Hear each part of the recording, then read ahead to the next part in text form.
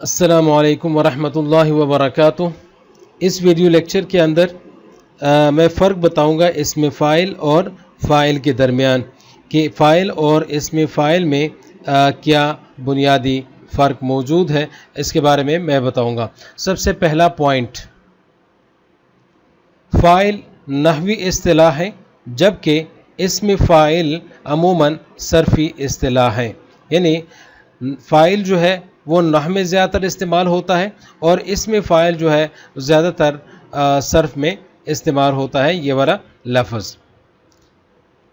दूसरा पॉइंट है कि फ़ाइल जो है वो मस्दर भी हो सकता है और फ़ाइल मुश्तक भी हो सकता है और फ़ाइल इसमें जामिद भी हो सकता है, मगर इसमें फ़ाइल फ़कत मुश्तक ही होता है, वो मस्दर और जामिद इसमें जामिद नहीं होता। तो इसमें फ़ाइल जो है वो सिर्फ़ मुश्तक ही होता है। तीसरा पॉइंट है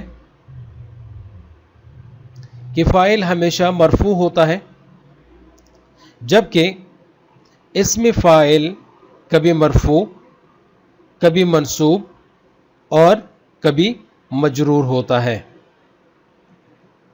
चौथा पॉइंट, फ़ाइल मामूल ही होता है, फ़ाइल मामूल ही होता है जबकि इसमें फ़ाइल कभी आमिल होता है और कभी मामूल होता है।